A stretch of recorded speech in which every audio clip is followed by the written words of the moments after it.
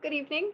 I'm Corvallis Advocate Assistant Editor Emily Ratcliffe, and co-moderating with me tonight is publisher Steve Schultz, who also serves as president of the City Club of Corvallis. Welcome to tonight's CITYSPEAK Forum. These forums are co-presented by the Corvallis Advocate and the City Club of Corvallis. The Advocate offers fresh news daily online, these town hall meetings, a broadly ranging weekly events calendar, and recently started running twice weekly city government columns. Our co-presenter, the City Club of Corvallis, is a volunteer-run nonprofit organization that seeks to present a diversity of viewpoints and constructive dialogue. Steve? Thanks, Emily. Next month, CITYSPEAK will host debates among candidates in November's election. Look for details on our website in October, early October. Partial funding for those and for tonight's forum come from Peak Sports and First Alternative Natural Foods Co-op. However, we could not present CITYSPEAK without viewers like you. Please consider a subscription. Visit our site. There's levels at $10 and $15 monthly. Over and above donations are, of course, welcome. Folks, locally run news outlets like The Advocate have become quite rare nationally. Folks that support them are sort of heroes of journalism. For those of you that are currently donating and supporting us, from our hearts, we just really, really appreciate that you're recognizing the efforts that all of our staff makes. If you would like to join the group of folks that are supporting The Advocate with a subscription, we really would appreciate it. So I'm going to turn it back to Emily. Thanks. Thanks, Steve. So tonight we're focusing on amplifying underrepresented, historically excluded artists in Corvallis. Our panelists include Caitlin Garretts and Indiana Laub, show organizers with Corvallis DIY and Bitter Half Booking, Chris Sternin, co-founder of Corvallis Experiments in Noise, Robin Weiss, experimental installation and trash-based artist, Emma J. Coddington Brown, volunteer facilitator at the Corvallis Daytime Drop-In Center, Bruce Burris, program director of Living Studios, and Julian Clark, student leadership liaison for the Seoul LGBTQ+ Multicultural Support Network. If you, as a viewer, have questions for our guests, we welcome you to comment on our Facebook posting of the live stream event or to email us at cityspeak@corvallisadvocate.com. Again, that's cityspeak@corvallisadvocate.com. So Caitlin and Indiana, let's actually start with you both. First question for you is, what is Corvallis DIY exactly? And how would you say the local DIY community differs from other art and music scenes? Are we unmuted? We are unmuted. So Corvallis DIY is just kind of a name for a community that's existed here for a long time. It's not like a formal organization or club or anything. Corvallis has a pretty long alternative history of just like punk organizing and things like that. And people have used the name Corvallis DIY on and off for a long time.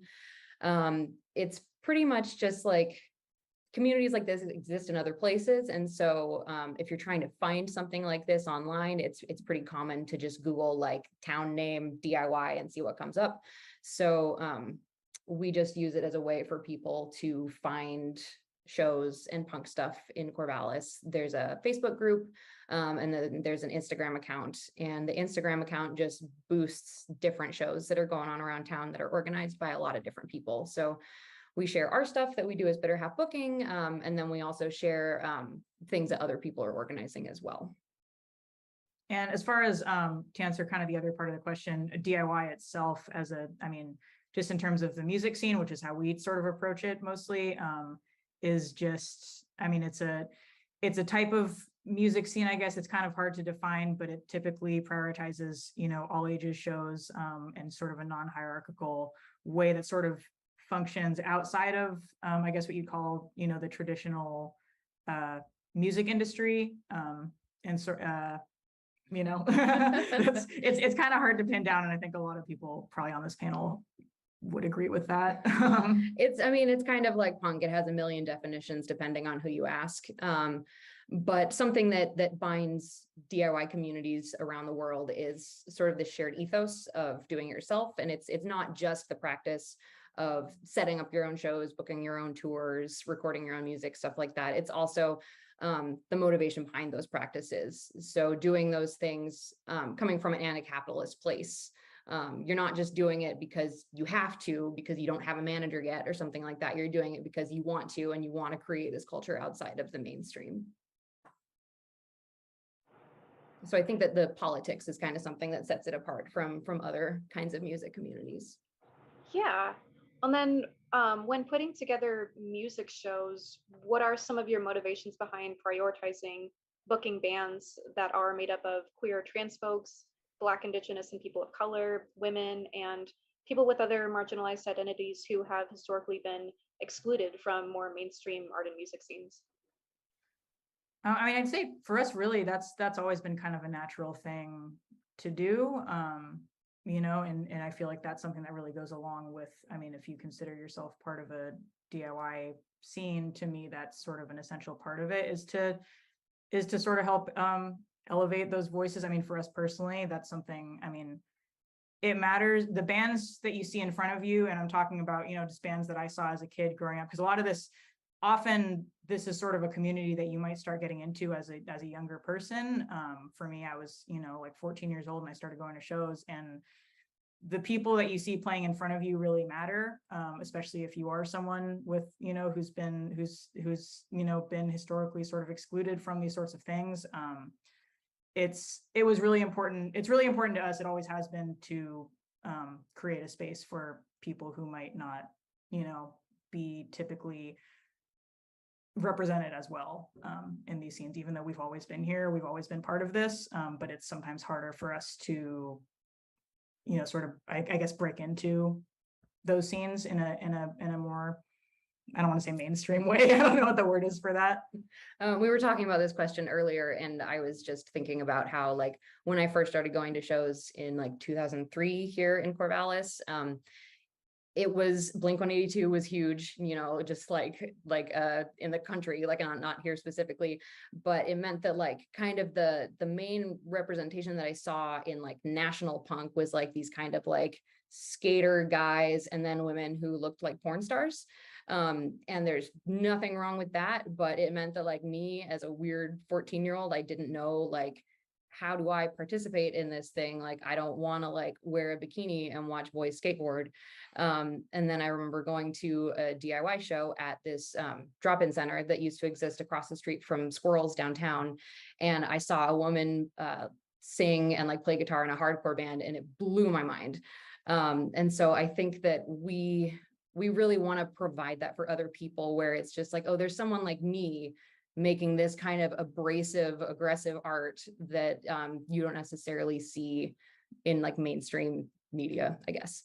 We also just like these bands. Yeah, and then like with your work in Bitter Half booking, aside from organizing shows that are all ages and substance free, you know, what are some key tactics that also contribute to making shows as safe and as accessible as possible?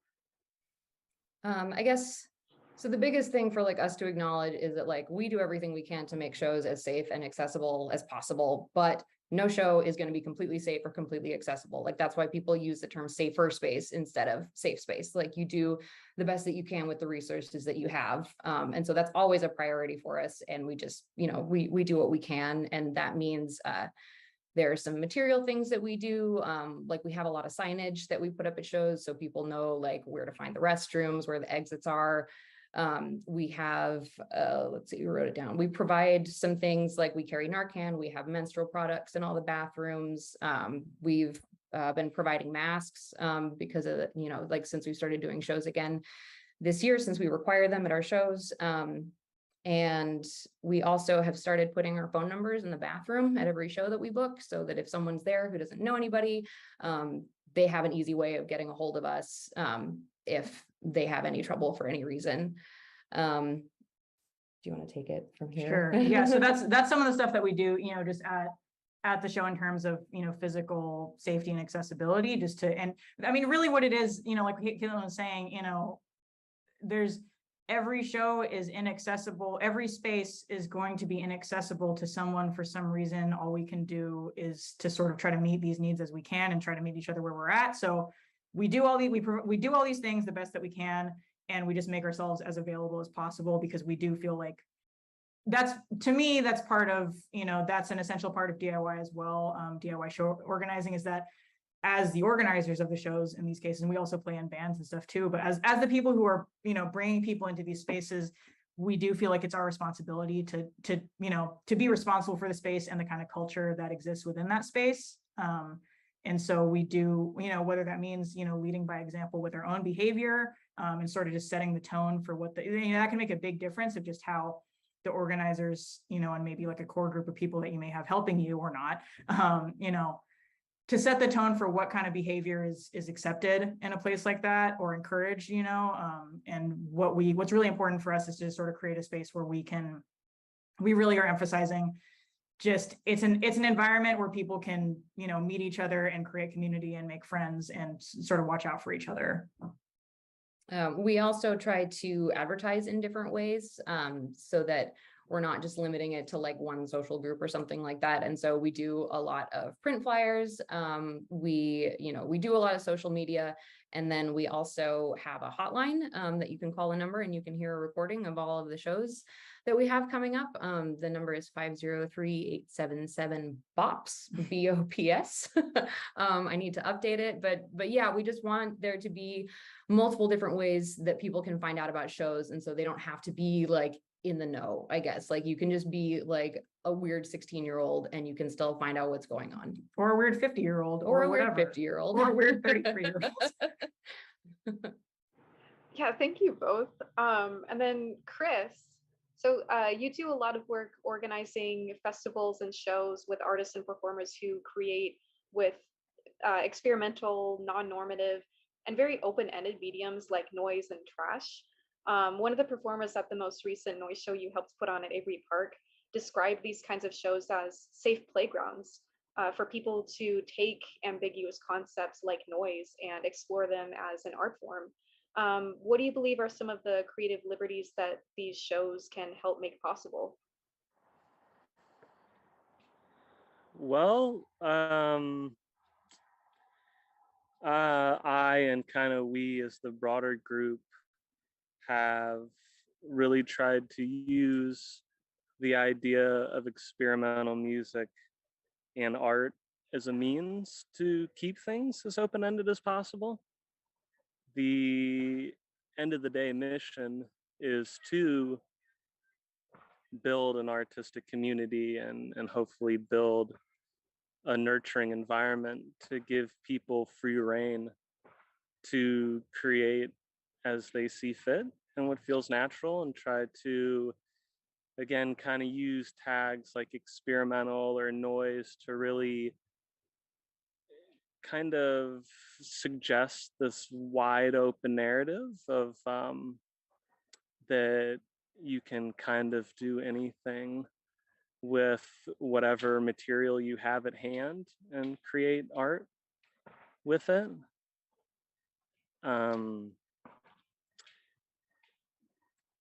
We definitely like to bring in as many people as we can that have unformed ideas, and really a lot of, I feel like the artists that are a part of these shows and the community at large kind of feed a lot off of more kind of energy and ideas than virtuosity. So kind of attempting to keep that narrative at the forefront so that it is accessible to as many different artists from as many different mediums and as many different skill sets as possible. Yeah, and then for people who might not be considered artists or who might not even consider themselves artists in the traditional sense, what do you believe is empowering about providing them access to these spaces and like these platforms? Well, in my experience, I've run into the conversation a lot of times how artists of all kinds of mediums kind of have this, whether conscious or subconscious, idea of a lot of them are afraid to create, let alone kind of in front of a public, because there always seems to be an archetype of like who's the best or who's better, you know. Music's a very easy example of that. Oh, who's the best drummer, who's the best guitar player, who's the best vocalist, what have you. And I feel like that story they tell themselves keeps them sometimes from trying to create themselves, or creates a fear within themselves for actually doing their art publicly. So I feel like by kind of using tags like experimental or keeping things like that and really kind of pushing this narrative of like there's no right way to do this, you know, just whatever feels good to you, just do it. And then having a show within that context where the audience is also expectant of that as well. I feel like at a lot of the shows I get a lot of comments like, yeah, that was interesting, you know, and I feel like that's something to shoot for. I've seen a lot of good bands. I've seen a lot of great art, but I feel like the stuff I found really interesting that really gave me a totally different way of seeing things is the stuff that really sticks with me. And then you've already touched on this a little bit, but as far as the open-endedness with having so many different, you know, people creating with so many different mediums like installations, theater, puppetry and performance art, video, visual art, how do you believe this can help like foster or like build community and foster a spirit of collaboration? Yeah, I mean that's the dream right there, to a degree, is to try to bring as many different artists from as many different places and as many different mediums together, and then hopefully create and curate shows that really um, champion collaboration, and then community tends to form naturally from that. So that's a direction we've been exploring for a while, and is definitely something we continue to explore to the utmost, where we've brought in all kinds of different musicians, all kinds of different artists. We've brought in circus performers.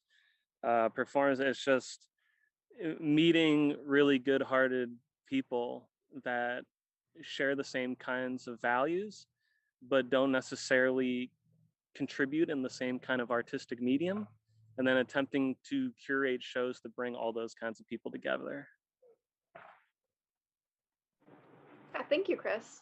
And then Emma, move on to you. So the weekly Art Tuesday events that you help facilitate at the Corvallis Daytime Drop-In Center are described as being intended to, quotes, include traditionally underserved and ignored groups in the artistic cultural identity of Corvallis. Could you explain how this project came about and why you believe it's important to have in the community? Yeah, sure. An honor. So first of all, can I just introduce some of the artists that are part of our group of sessions folks? Sky, who's here, and off camera, there's several folks, but Calvin's here as well with us. And there's a lot of other people. I don't think we see it as a project. I think we see it as a necessity. And I think that there are elements that are necessary for us to experience the full humanity of who we are, and creativity is one of them. And so Tuesday, our Art Tuesday gathering or sessions or collective or whatever that is, there's a core group of us who come together every Tuesday, and we have amazing benefactors in this town who facilitate us having the materials to do the work, some of which is behind you. These are collectively done paintings.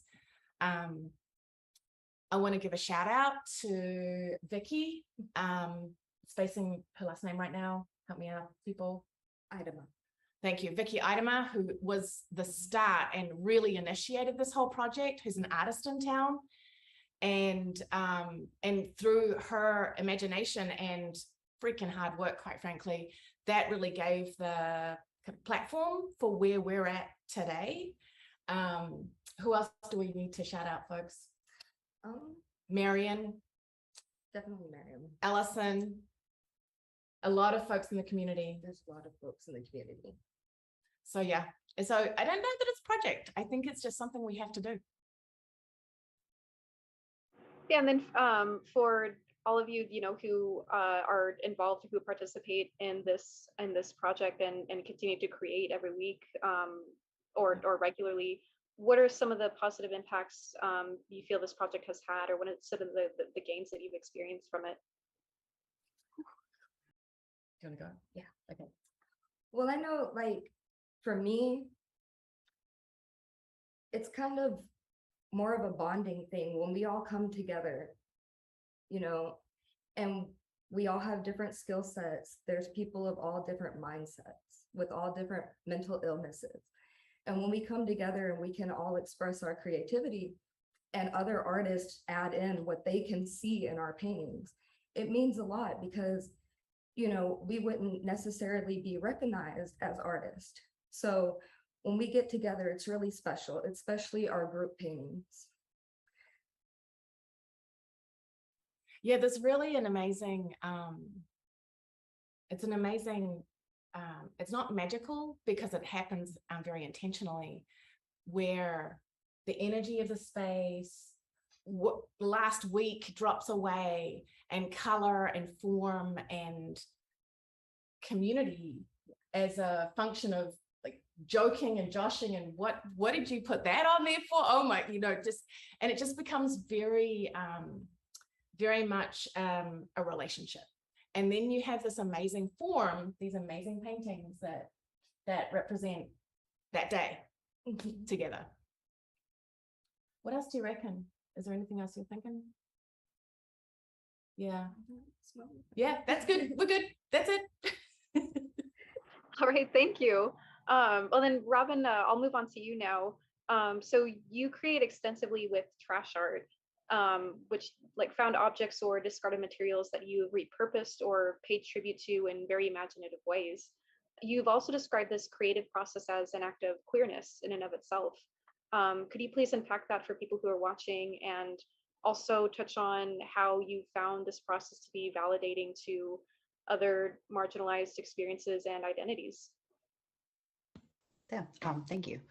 No, I am a very proud trans person, and I think that like so much of my art practice, like I'm oftentimes like unpacking my own relationship with not just like gender, but my relationship with the world around me.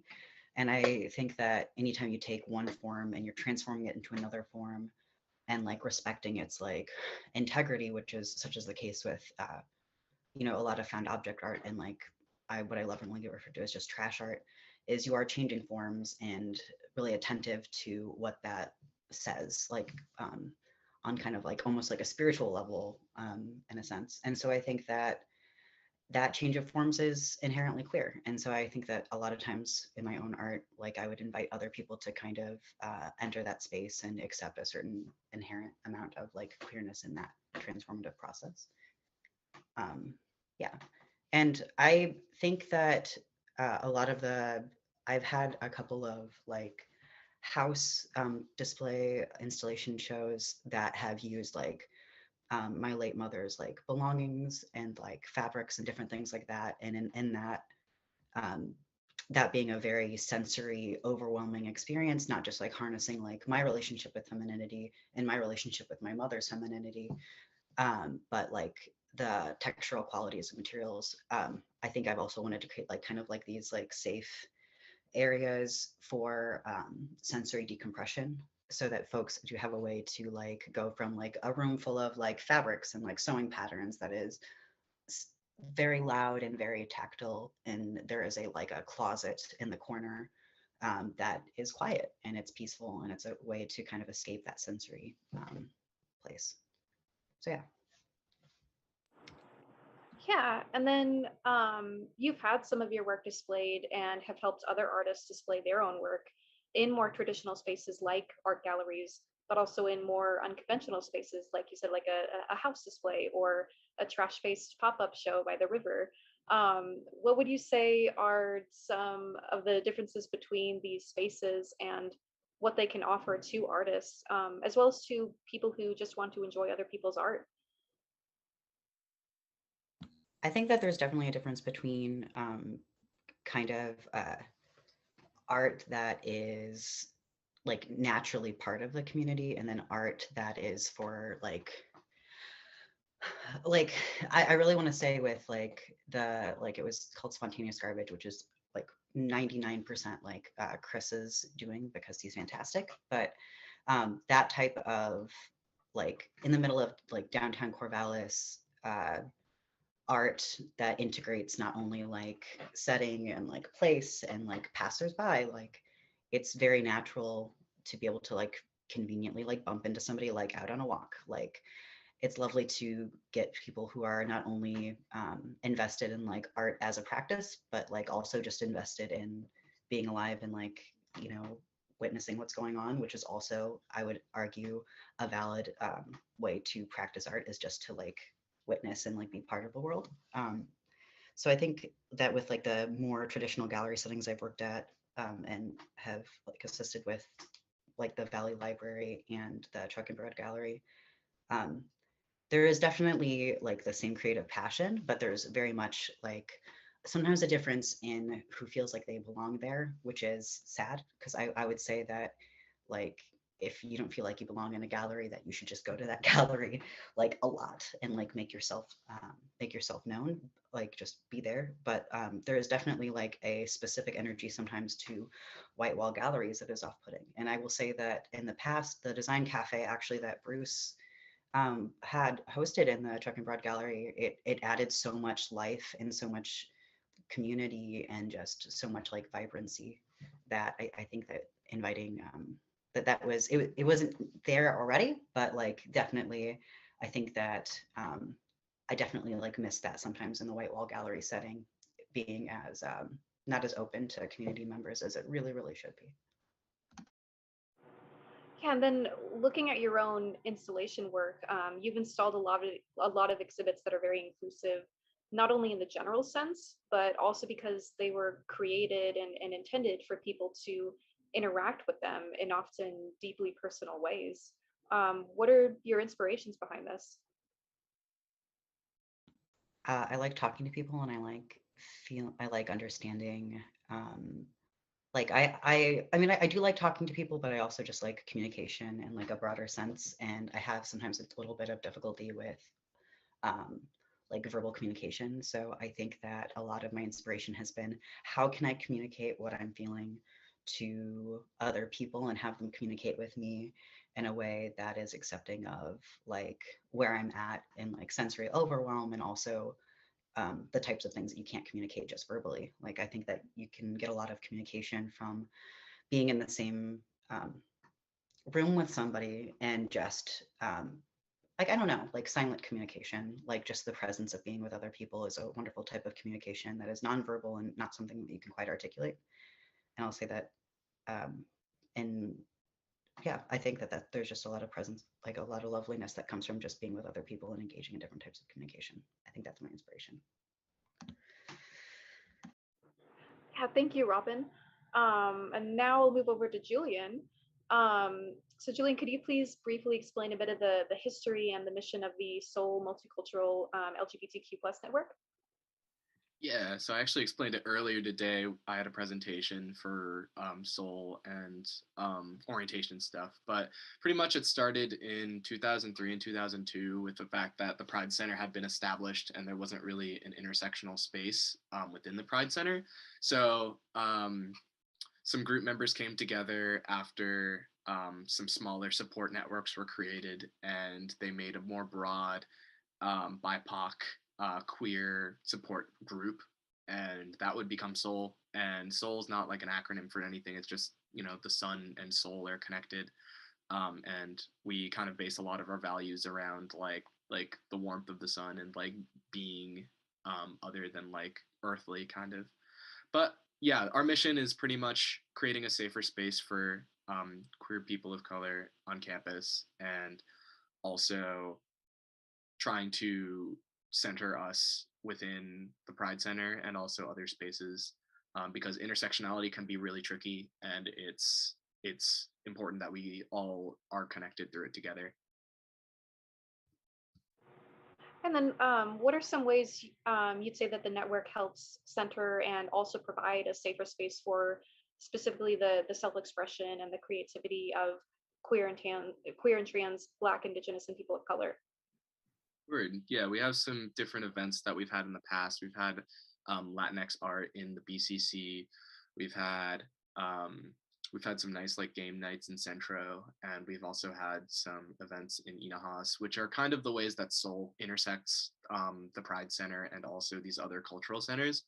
But also just being inviting to these different identities and backgrounds. I think there's a lot we can do culturally that speaks a little bit louder than having an event for a specific type of people, and that way it's not pushing diversity into like a antagonistic corner and not forcing anything.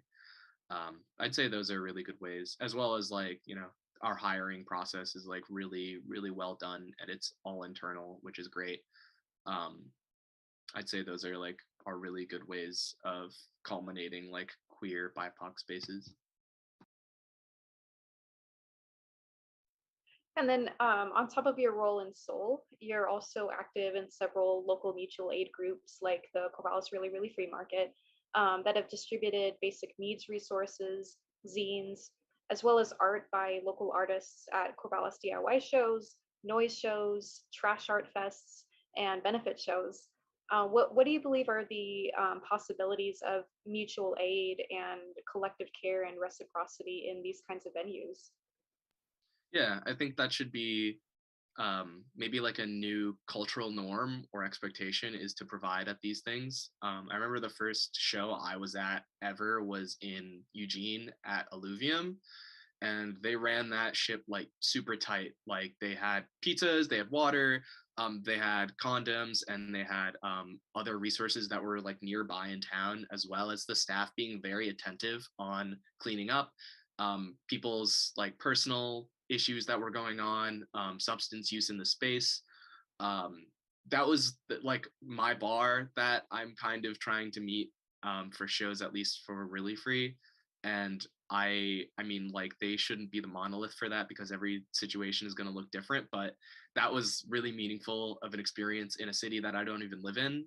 And yeah, I think just providing as much as you can to these shows is really important because listening to music is great and it brings us all together. But I know some people that like get like dragged along with their friends to these things, and they might not, connect with music as much. And I feel like resources are just kind of like a side thing. Like if you feel kind of not engaged with what's going on, at least you can get like a pair of jeans that you've been wanting for a while, or maybe you had the scene that you've been looking forward to reading. So providing these things are just like a really cool bonus. And I think everybody likes free stuff, so I think that's always a plus. Yeah, thank you, Julian. And last but not least, Bruce. So Bruce, you've been outspoken about how opportunities for people to create and to use their art to participate in the social, cultural, and political life of their communities are often very limited to neurodiverse and or disabled folks. So what do you believe are some ways that opportunities in Corvallis can expand to support and center neurodiverse and disabled artists? Well, I think we've come a long way towards that actually in the past 5, 6, 7, 8 years. And that's a lot of that has been through the development of centers or organizations which are there to support artists. And in particular, artists who identify as neurodiverse.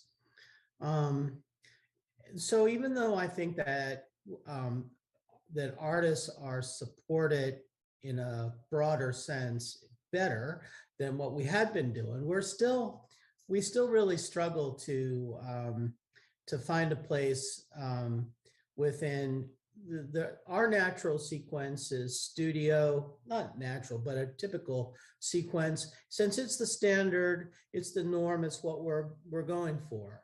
And this would be, studio to gallery or exhibit to sales and that kind of thing. And, I like that standard model for the artists that we work with and collaborate with.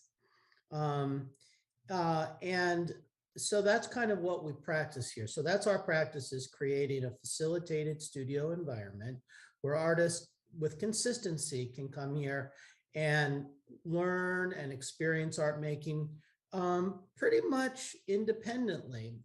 We do have professional artists who work here. They don't intervene. They only we are only seen as facilitators, and really only when we're called upon do we put our 2 cents into things. What we're primarily doing is suggesting maybe different media and have you ever thought of this, that, and the other, but we're really not putting ourselves into the process. And after time, people begin to communicate more efficiently, visually.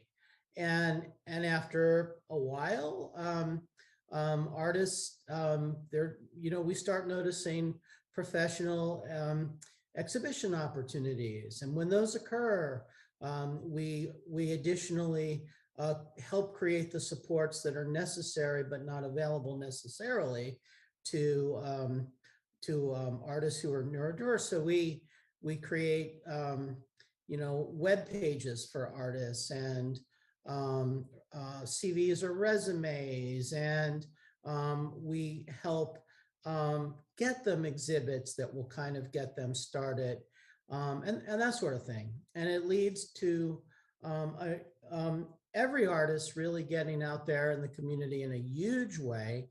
So for example, over the past few months, artists in this program, Living Studios, by the way, maybe I should explain. Living Studios is a program of Cornerstone Associates. Cornerstone Associates is a social service agency that works to provide people with like job training and different employment possibilities and so forth. And our program, Living Studios, is a component of that. Anyway, as people travel through the program, again, it's very organized, consistent, and we have trust. And as we start to develop with those people who are interested, a professional resume, or but for everyone in the community, in our community, our Living Studios community, we have exhibits. We were at the Schneider Museum of Art, a large exhibit this time last year, followed by, we participated in we do performance as well, and Chris Sound, and other forms that are really interesting to us. We were part of the Oregon Fringe Festival this year, and we are currently getting ready to install a really large exhibit in the Memorial Union there at OSU. And that's large. That's like 8 cases or something, which is, and after that, we have another large scale exhibit in Beaverton at the new Research Center. And then after that at Western Oregon University. So I like these large group exhibits because through different collaborative processes, everyone will have had a very real opportunity to create something for these. And so not everyone's work can all the time sort of, necessarily stand on its own independently. That's why we really like the idea of collaborating and sharing different processes. But we have a number of artists who have exhibited both nationwide and throughout the world. And wait, sorry, I think I may. Museum and the Outsider Art Fair and different galleries and so forth. And those artists have a very refined and specific language that they are working on, and it makes it easy for those sorts of institutions to identify with what it is that they're making. So in a nutshell, that's kind of what we're doing. Because I don't remember what you asked me. Oh, sorry. No, thank you, Bruce. And I have a final question that is actually open to all panelists. So please feel free to jump in and respond if you have something to say to this.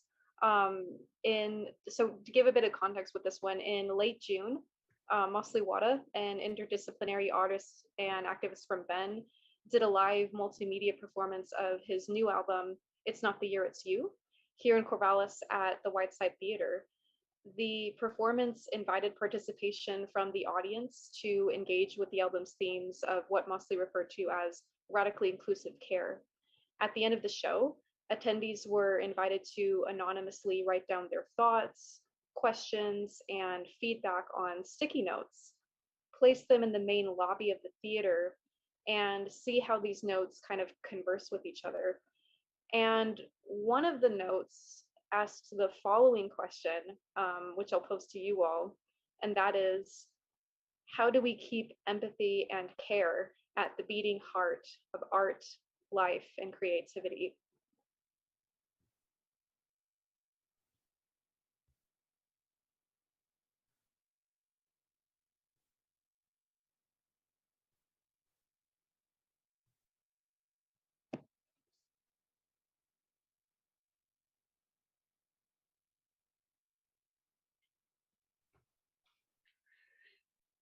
Why don't we start with Right. Bruce on that one? Oh, it looks like actually Chris had something to say. What were you going to say, Okay, Chris? great. Yeah, unless someone else wants to go first. I think that's a really good question and really gets to the heart of.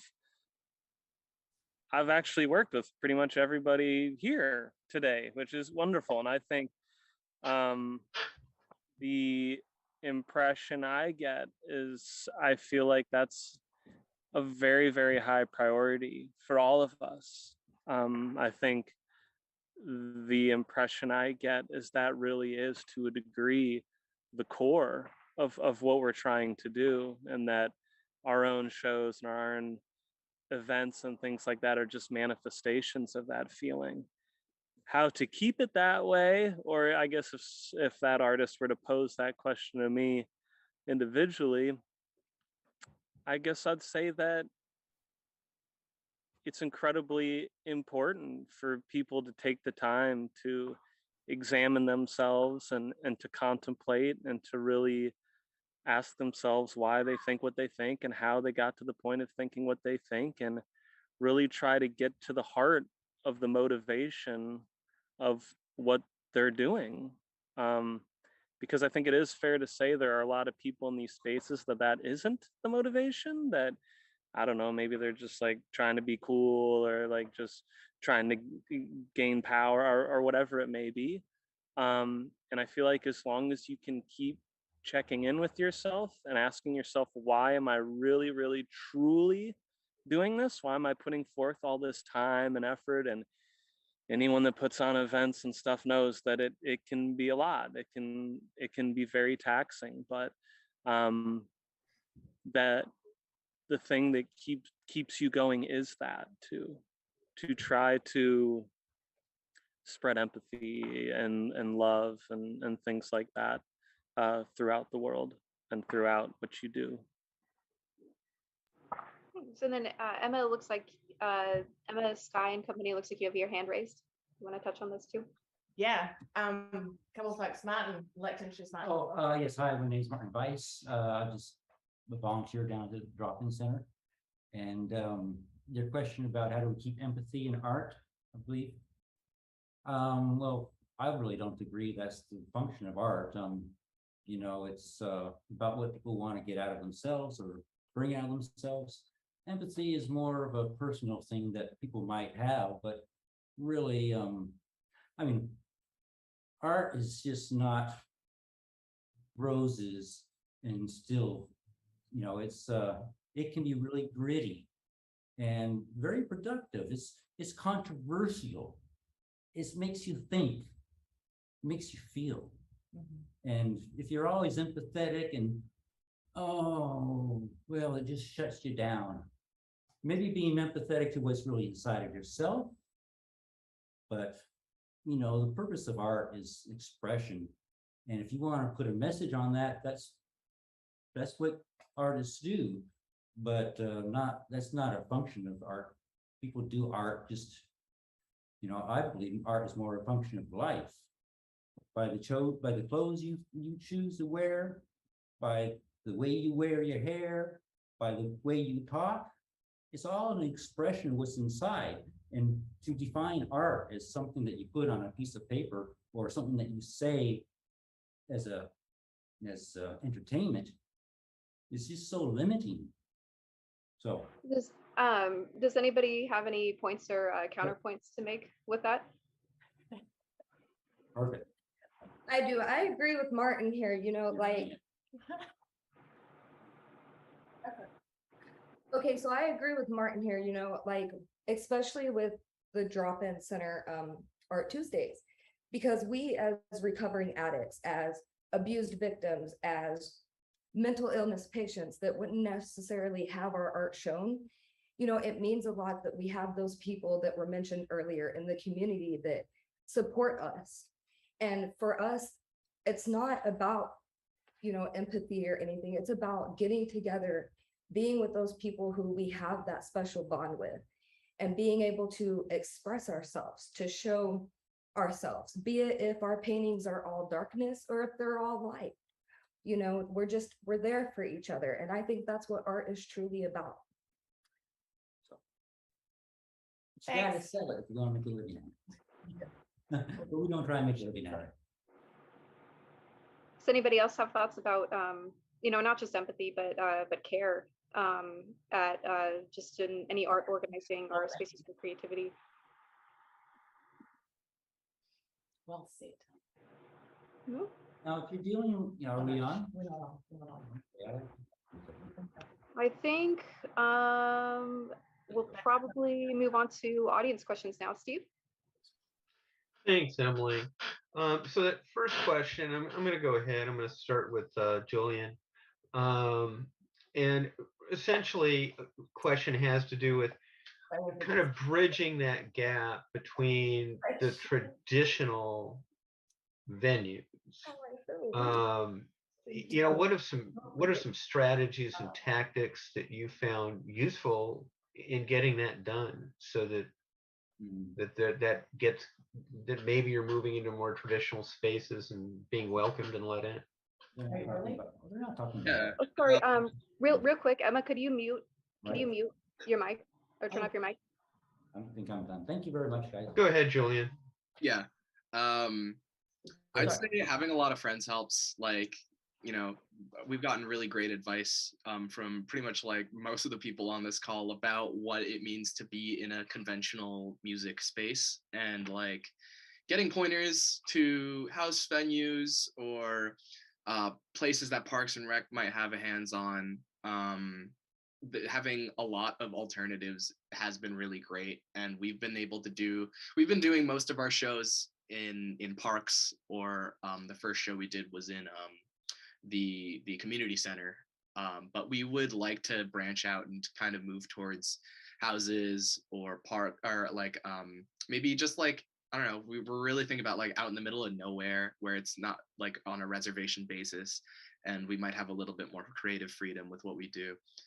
But also, yeah, we want to touch base with the artists to see if they're comfortable with that kind of thing, and if it's even possible for them to do that kind of thing. But it's been pretty positive reception for kind of outside of the norm alternatives for venues. But I love that question though, because we need more places to play music, and I think there should be more places to play music, even if that means playing on rooftops. And then I'm going to move over to Caitlin and Indiana. Oh, about that same question. Sorry. Right. Yeah, I kind of just trying to bridge that gap between these traditional venues and spaces. What have you found some tactics or strategies are useful, or are there some you're trying now? And I mean, part of it we've never really had access to, I guess, what you'd consider traditional venues. That's kind of part of it, is it's kind of just from the beginning, and for some of it, I mean, so for Caitlin and I, we've both been booking, DIY shows since we were teenagers. And that's sort of just starting out like that. You work with what you have, so it's, I mean, I don't know any other way personally. I don't know. Do you wanna... Yeah, I guess, like what Julian was saying, a lot of it is about the relationships you have with the community. And so we've done shows in like all kinds of weird places. There used to be a thrift shop downtown that would let us do shows sometimes. I think Chris also booked there a few times. Yeah, parks, houses, restaurants. You just got to kind of, I mean, when we did the first time we used to do a music, or we have done a music festival a few times. And the first time we ended up using, well, at the time, the community center was called the Corvallis Senior Center. And I think they weren't doing as much marketing toward like getting people to rent spaces there. And I think it was just kind of, when we were brainstorming like places that we could use, for this festival that we needed, like a bunch of different venues to use to get a ton of bands playing in. We were like, why not? I mean, they have a rental page up. So, I think that's just kind of the attitude that you have to have if you don't have a lot of resources. And it's fun because it kind of forces you to be creative, and you get a chance to collaborate with people that you otherwise might not have worked with. And I just think that it makes things kind of exciting to do shows in places other than just like a bar or a more traditional space. And then I want to move over to Emma, kind of that question about bridging the gap between experimental and traditional. Sure. I was thinking about this because what we're doing and what people are producing, we want everybody to experience that. And there is a barrier between house and secure folks securing venues to show their work. But I will say it's starting to shift. Corvallis Art Center has been amazing. Hester has really been in relationship with us, because it's really about building trust here, and building trust that the work and the people that are part of that work are respected and not on show. Does that make sense? So venue is very much it's a tricky subject, and we very much embrace and welcome the growing number of community members who are seeking ways to support us, and support more of us in the margins. So I'd say that. Does that get it? You got it. Got it? And then I'll move over to Chris real quick.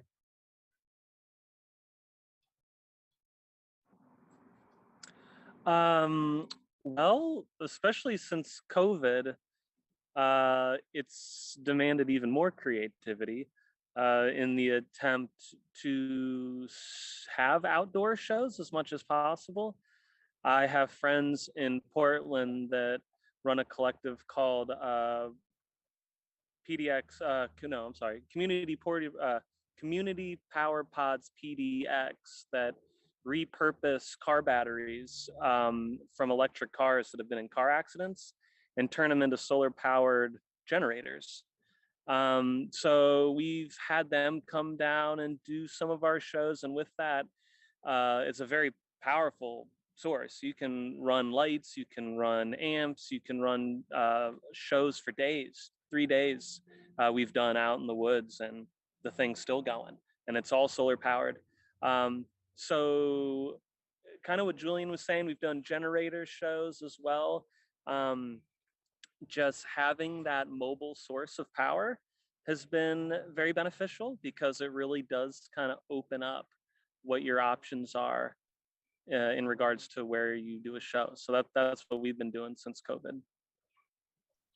And then Bruce, I know you have some experience with this kind of bridging the gap between experimental and sometimes excluded artists in mainstream or traditional venues. Can you talk to that a little bit? Yeah, well, there sure is a gap, and we're all about bridging it. We have kind of a one-stop shop. I mean, most of the people who come here come from, experience some form of institutional life.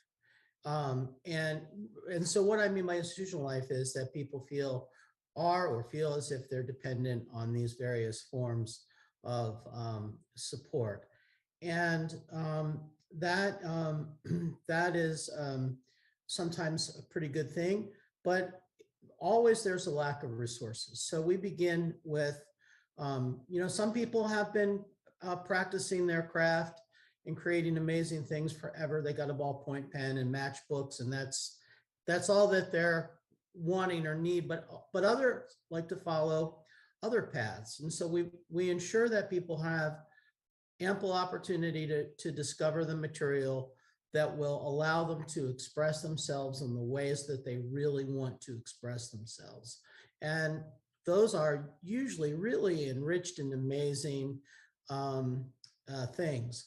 And just because we're operating, my experience is a standard gallery system. I like anybody to have that opportunity that I have had. I like a gallery with a reception person and your work up there and a review in art.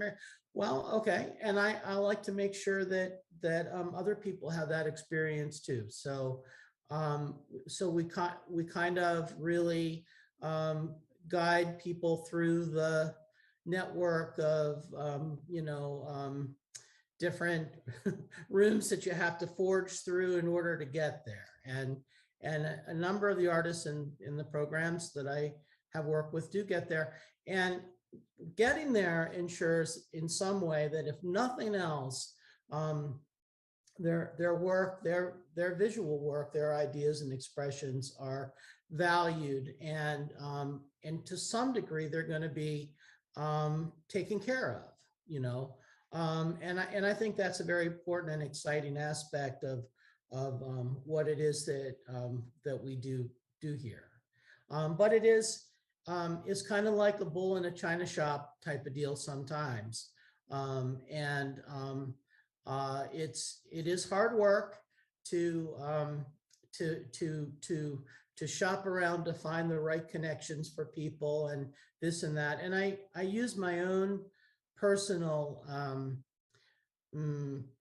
presence in the art world to, so most every time I have an exhibit, for example, I'll also bring with me other artists that I know to exhibit as a part of my exhibit. So actually that exhibit at the Schneider Museum a year or so ago was just to show how I do. That was actually an offer for a solo exhibit for myself, but they have 3 galleries there, so I'm sure I spent much more time in ensuring that exhibit of artists' work that I work with daily in that one gallery was successful, even more so than on my own art. Now, Bruce, is there some message there for other mainstream or other artists that have had success in the mainstream to maybe reach out and help somebody kind of shoehorn in? There is, and mentorship is if you can find it, it's really important and extremely helpful. Okay, great. And Robin, I'm going to go ahead. I'm going to move over to you. Kind of that question about trying to bridge that gap and kind of get into the door, if that's even desirable, for those places that are more often seen as traditional venues. Yeah, I think that if like places that are more seen as traditional venues, I think the best way to be there is to show up. And I know that seems like yeah, obviously like show up, but there is some work to be done in with venues themselves to be more accessible, like with galleries creating like a more hospitable setting. But I think that mentorship has helped me in the past. I currently work with Joan Druckenbrod, and before that I worked with other folks and galleries, and I was able to do that from starting volunteering and sweeping their floor a lot. And that was my first experience in a gallery, not showing work, but helping like install other work, or helping like, even if I'm cleaning the carpets, like being part of it was really nice. And that's not always an opportunity, but it was really nice for me when I didn't have like a lot of other things going on. That was lovely. But I do think that having artwork show in the place that's appropriate for your artwork also makes sense. A lot of times I don't, when I show my work, or I have work that I'm particularly proud of, it's either done for myself, or it's like I stage it outdoors and for me and my friends. And I think that that has been something that's been really more of a therapeutic, like self-practice. I don't know if that answers the question or makes any sense, but yeah. Okay, thanks so much, Robin. And then I'm going to be approaching kind of all of you a little bit with this. Is, we've talked about bridging the gap between experimental and traditional. And this question, I think you could go any number of places with. So I don't even know how to direct you. So here's the question: do some of you have a vision to share where you're kind of hoping art lives in the community, or how art lives in the community 5-10 years from now in Corvallis? And Robin, I'm gonna, just because you were the last one to speak, I'm gonna ask you to start this round a little bit, if you would, please. Okay. Yeah. As far as like, I think that places that like I show my art when I like start making the art, I think, if I'm getting what you're saying, like oftentimes, like if the artwork is coming from like I want the place that it's shown to match like the intention that I made it in, if that makes sense. Yeah, and so that sometimes is a bigger point to me than anything else, but it does for Corvallis in 5 or 10 years, for you to have that. What do you think the community needs to show up with to be kind of a good substrate for that, if you will? I think, yeah, please. I think definitely like interest in learning. I think having a community receptive to learning about different ways to view art and different types of art to view, I think is good. I think that like word of mouth is a really great like lasting community impression to make. And I think that having a community that's receptive to seeing unconventional art in unconventional places is probably the most important thing. And then having, creating just space for that. And it is a practice, I think, a wild practice in empathy, to be able to envision like everything as an extension of the artistic practice, and just kind of have it be more of a community-based dialogue than like an art show or something of that nature, if that makes sense. Right. Okay. And then Bruce, I'll move over to you. That kind of question, 5 to 10 years out, what are you hoping things look like here in Corvallis for artists that are coming from the outside? It takes it really, you've got to work with artists who, as you put it, are really coming from the outside. It helps to have a really supportive program or programs, and that is a lot of work. I mean, I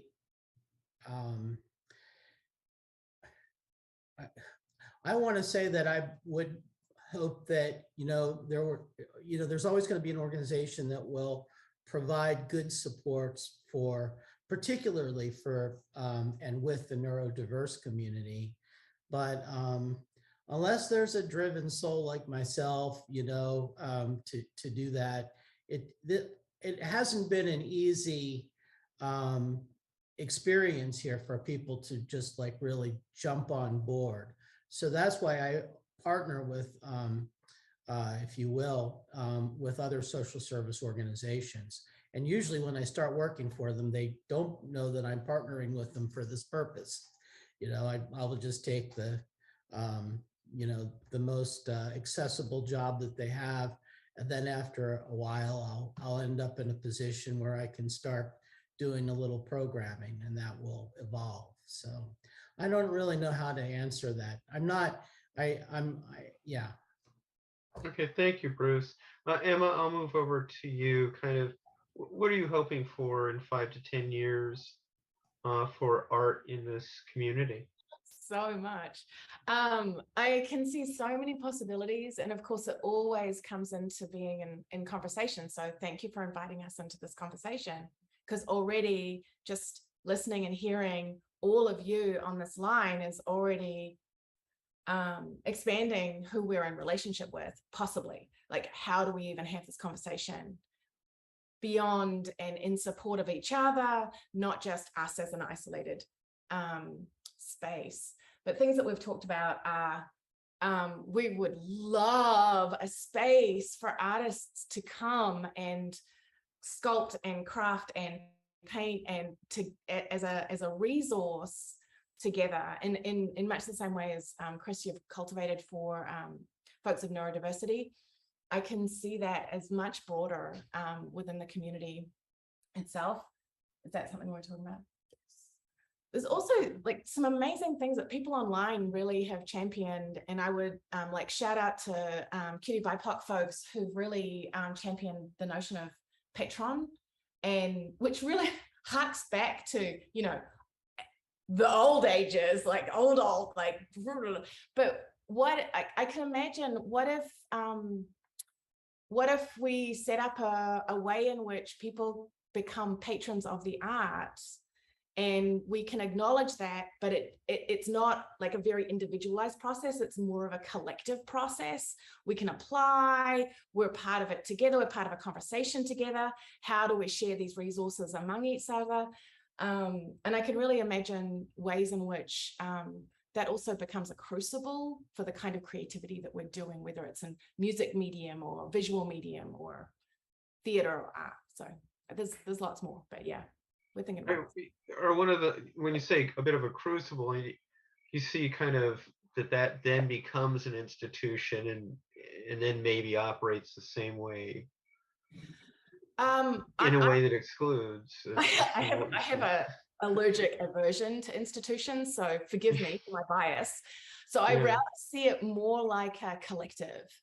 Okay. So more as a space in which we converse.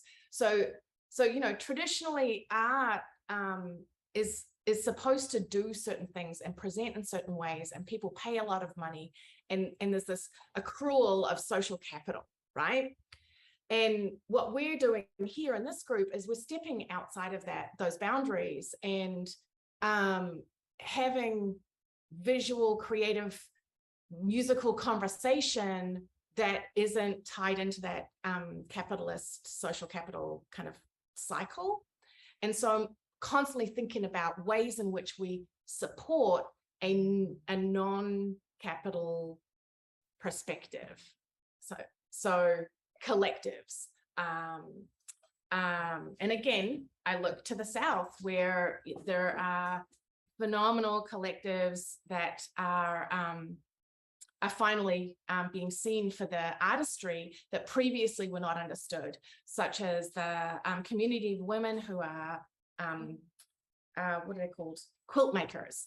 If you go down to Aborigine in Australia, where the Spinifex Collective is a resource for Indigenous folks to get their story out. And here's the key. A majority of us from the margins, our message isn't immediately understandable by anyone in the dominant culture. And so part of that bridge requires that people who are coming in as a patron, or people who are coming in as dominant culture, drop the expectation that you're going to understand it straight away or at all. That's okay. Just come and enjoy it with us. And just the same as I can't often look at other people's art and understand what they're saying, but that's okay too. So anyway, a lot mixed in there, but that's where it's going. No, I get it. There's a lot there, quite a lot. So thank you so much. Chris, I'd like to move over to you, kind of bridging that gap and finding space. Well, my dream for a while has been to try to curate shows that get everybody involved. I mean, I'd love to see a show or a festival that everybody on this call and beyond were a part of. And I've tried to make it a priority in our shows to really facilitate that, to really try to cross those bridges into different communities of artists doing things.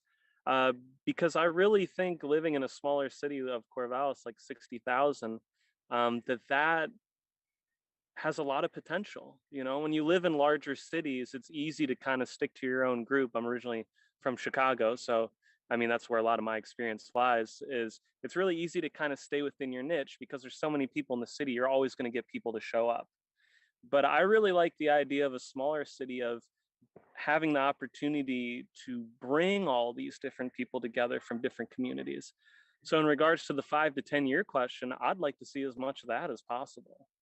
And then the hope is that the community will come out and help support that, and you're bringing in lots of people from lots of different communities. And then also as kind of a meta narrative, that then hopefully all these different artists from all these different communities start talking and creating together and come up with some really interesting, amazing stuff. Thanks so much. And I'm going to move over to Caitlin and Indiana. I guess for us, you know, we've been doing shows together here for a while, and it's never really been about growth. And so I don't think that we necessarily have like long-term goals at this point. I think that what I would want to see is just like people like us with marginal identities continuing to take up space in like whatever way they can, and continuing to like find community and like make art that's not necessarily appealing to the mainstream. Like I like that we're providing an alternative. I don't think that either of us really have ever wanted to like, I don't know, I guess hit it big. Like I'm kind of happy just being like part of the underground here. And I think it's really cool that Corvallis has this kind of like hidden history of people doing like really weird stuff for a really long time, you know, like punks were like beating up Nazis at the Peacock in the 80s. And that's not something that a lot of people talk about. And so I kind of like situating ourselves as part of that lineage where it's like, you kind of have to look for it. But if you look for it, you're going to find it. Yeah, I think really, you know, my long-term goals with all of this have always just been to keep sustaining what we're doing as much as we can. And, you know, I mean, I just do this because this is the only way I've ever known to live my life. This is how all my relationships in life are formed. This is what I get fulfillment from personally. And it's also what allows me to express my creative, you know, no one books my band, so I book my own shows, and then I can put myself on there, you know, like I'm not popular. I'm not like, I don't have a ton of friends necessarily. This has always been, I'm doing it. This is all, and since I was a kid, and now I'm confident in myself because I've been doing this for a long time, and I've made relationships through this kind of thing, through DIY. And for me, it was mostly music and art, you know, that intersects with that, like making, you know, just art involving music, like show flyers and stuff like that. I've found my places, and my places aren't necessarily in, you know, don't necessarily mean that I'm this person who has a ton of this huge, all this social capital and this hugely popular person who's successful in my local, whatever, I mean, whatever you want to call it. It's just, I want to keep doing this because this is what I do. I think we're going to keep doing shows because that's what we do. And the people who want to find us can find us. We want to continue to be, the only growth that we've ever really aimed for is just in terms of visibility, just for people, you know, to be sort of, I mean, especially now that we're older now, then, you know, I mean, we're in a position where we can be sort of, I mean, something we've talked about a lot is trying to be the adults that we wish we had when we were kids, you know, in these scenes, sort of trying to navigate for ourselves, like figuring out what all of this means. We just want to be available. We're not trying to be, you know, we've booked bands that I would consider like big bands within our scene. And we also book little tiny bands that no one's ever heard of that go on one tour and then blow up and whatever. And honestly, those things are equivalent to us. we've done tiny shows that no one went to, and we've done big festivals that a bunch of people went to. And I think we want to just keep doing that and keep finding people, keep being there for the people who, want to find it. I don't want to say belong, because anyone can belong if they want to, but people who should find us, who belong doing these kinds of things, we hope that those people will continue to find us. And by us, I mean Bitter Half Booking, and I also mean the larger community that we're part of. And that's it, really. We just want to be there for whoever wants to do that kind of thing. And if people don't want to do that kind of thing, if people aren't interested in that, that's fine. It's all, we've always kind of existed on this, in this oppositional sort of way, or just outside of that. So I guess in 10 years, I hope that we would still see like weirdos taking up space and finding each other and building community. Thanks so much. Julian, what do you have to add? That question about 5 to 10 years. Yeah, I think a lot has been said already. I can't really think of anything alternatively. I guess for at least like the free market, we're always looking for more markets to like start up in town. So that would be like a semblance of building community. And there are a lot of really cool ideas I can see coming out of that, like collaborations with different parts of town, and kind of creating this positive feedback loop of resources within Corvallis. But yeah, I don't know. It's kind of like for the future to say. I'll be here for a while though, and I definitely would like to still be a part of it at that point. Great, thanks so much. And for this last question, and before we get into the question, I just kind of want to let viewers know, if you were to look at today at Emily's, our lead moderator's social justice column shows up every Tuesday at The Advocate. And if you look at that column, a lot of the shows these folks are talking about show up in that column. And I know there were a few of them in today's column. That's every Tuesday in social justice. But, as we're on the subject of shows and venues and so forth, folks, can you just raise a hand if you have something coming up that you want to, well, frankly, shamelessly promote? Julian, go for it. Please. Yeah, so we have our benefit show on the 16th, so this Friday. It's going to be at 6 p.m. at Central Park. It'll be like right after the market, which we also have there. And yeah, we got a lot of really cool performers playing that day. We got Ego Tones, Kill Michael, Polypore, Skeleton Boy. So it's gonna be a lot of fun. Definitely bring some like camping chairs and some tables, because they don't have tables there. And yeah, that's gonna be this Friday. Time and date again? September 16th at 6 p.m. Perfect. Okay, great. And anybody else have an upcoming show they want to share? Yes, okay, great. Please, Robin. The Valley Library has I'm a outreach coordinator there. The Valley Library has a community art call that is open to everybody in the community, and information about that can be found on the Valley Library. That's OSU's library website, and then also their social media. And folks are welcome to reach out to me about submitting to that. And then a local zine, a thought zine, is also accepting submissions, and that's also open for anybody in the community to submit to. But yeah. Do I have anybody else that wants to raise a hand? Okay, great. Please, Indiana.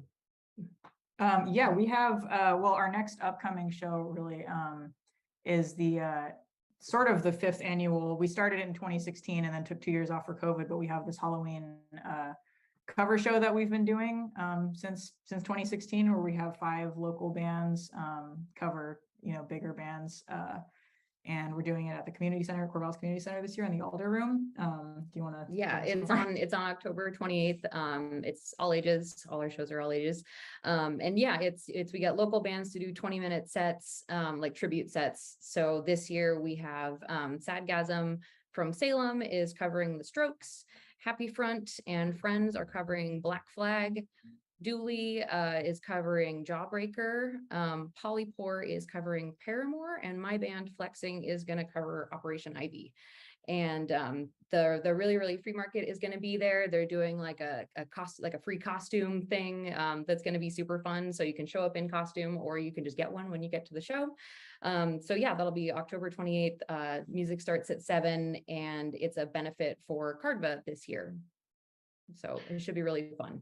So we'll be accepting donations, suggested $5 to $10, but also it's you can get in for free. It's Cool. Okay, good. And then let's see, do I have Bruce? Yeah, please. Now, sorry, Chris.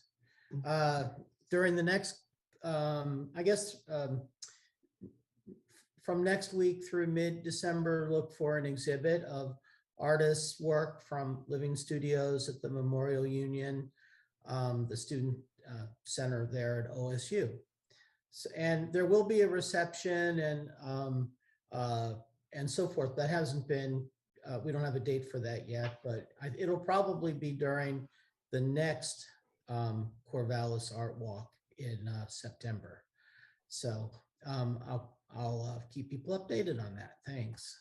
Great, thanks, Bruce. And Chris, did you also have something you sounded like? Yeah, 2 of them. October 1st, we too are doing a show with really free market, a benefit that will be at Inner Zone. And I also want to take a quick moment just to thank Bill from Inner Zone, as we were talking about earlier, somebody that has helped curate a space for people doing experimental art, the punk scene, the whole thing. Bill is a gem to this community, and super thankful for everything he's done. So it'll be a film fest. I have some friends from Brooklyn that will be involved, some folks from Missoula, and also a lot of local artists as well. So that's at Inner Zone, October 1st. And then November 3rd, we are helping curate a local-based kind of circus scene, you could say. I've brought in a few circus acts. They've done really well. And the idea was, can we curate a local, only Corvallis-based circus troupe and performance? And that first performance, me and kind of my weirdo buddies will be doing the puppetry part of it. And then we'll have also other performers all based in Corvallis. That will be at the Old World Deli November 3rd. Still ironing out times and stuff like that. But yeah. And Emily, do you have anything, or excuse me, Emma, do you have anything upcoming? Every Tuesday. What are we up to next? We just got our Halloween arts and crafts coming up. But we're not really, nothing too big of a group, but stop by and say hi. Encourage people of the community to stop by and say hi. If anyone knows where CDDC is, we're on 4th Street next to Deliciousness. What's the name of the food trucks next to us? Miguel's food truck. Next to Delicious Miguel. So yeah, come on down. Great. And you folks have been such a lovely panel. Thank you so much for taking time with us this evening. Reminder that October, there is going to be debates for the mayoral race, county commission race, state legislature, state leg 16, and state senator. And I think right, and of course, city council seats. And with that, I'm going to turn it back over to Emily. Thanks so much, panel. Yeah, thank you, Steve. Thank you so much, everyone. And of course, we want to extend a big thanks to our Corvallis Advocate staff and all the work they do behind the scenes that help make this these CITYSPEAK town halls possible. And again, a shout out, a thanks to Peak Sports and First Alternative Natural Foods Co-op for helping to also make this series possible. And of course, as Steve said at the beginning, we can't do these forums without help from viewers like you. So please do subscribe if you haven't already.